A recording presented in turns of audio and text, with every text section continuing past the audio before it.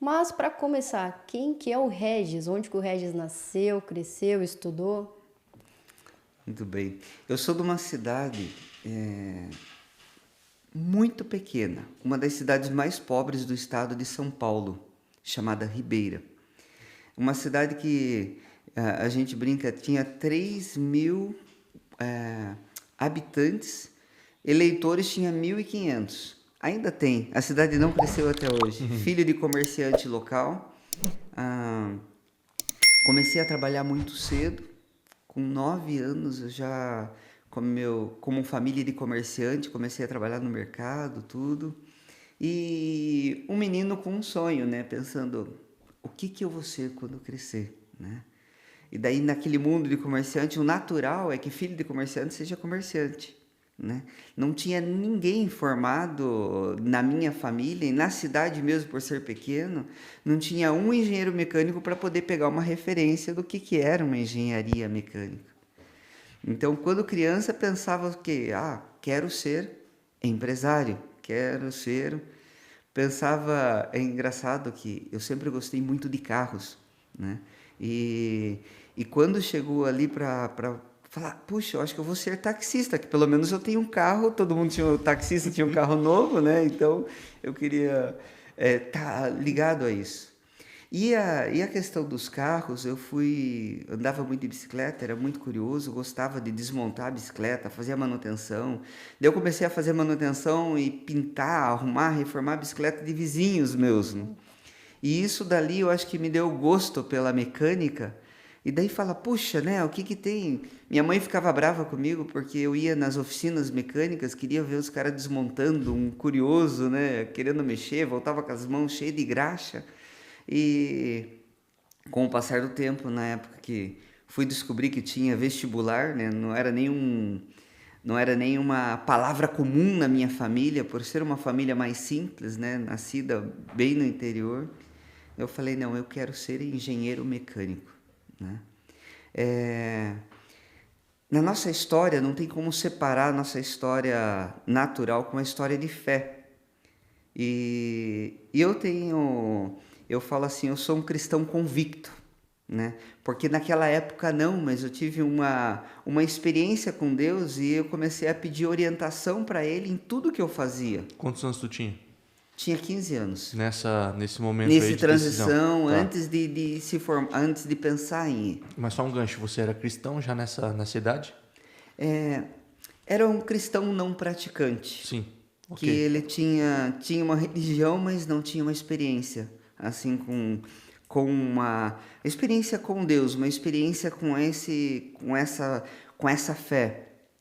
Então, quando chegou nessa parte, eu falei, Deus, o que que eu realmente vou ser? Para que eu fui chamado? O que que é?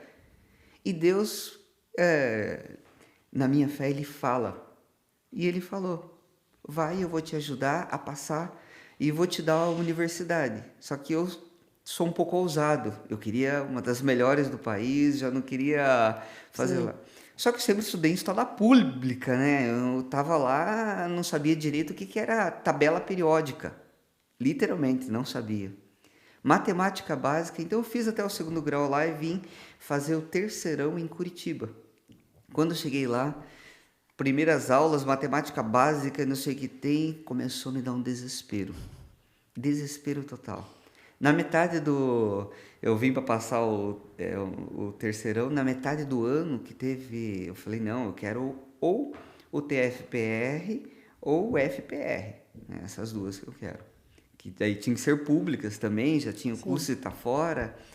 É, quando eu cheguei, fui fazer o vestibular na metade do ano, que era um vestibular teste. Zerei em inglês, zerei em, em português, acho que tirei 2, mas foi um caos. Daí aquele. Rapaz, como é que se formou? É, e ali eu falei, olha, a vontade de desistir, assim, ligar chorando, né, adolescente, sozinho, morando sozinho ali, numa república com 6 pessoas, e agora eu vou desistir de tudo, né? A hora que eu ligo para minha mãe, ela falou, não desista. Deus não te falou que ia te dar a faculdade? Eu falei, falou.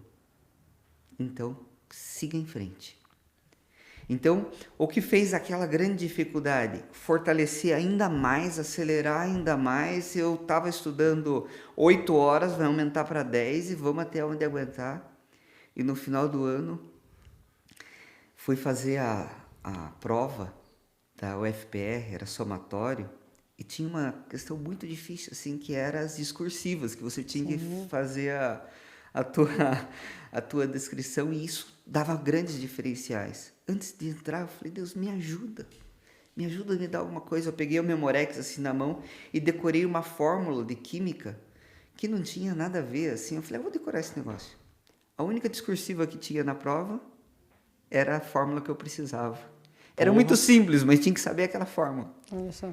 E então eu falo, existe um sobrenatural e existe um natural. A gente trabalha muito, mas tem uma graça divina que vai abençoando. E ali eu pude escolher em qual das duas universidades públicas eu pude estudar.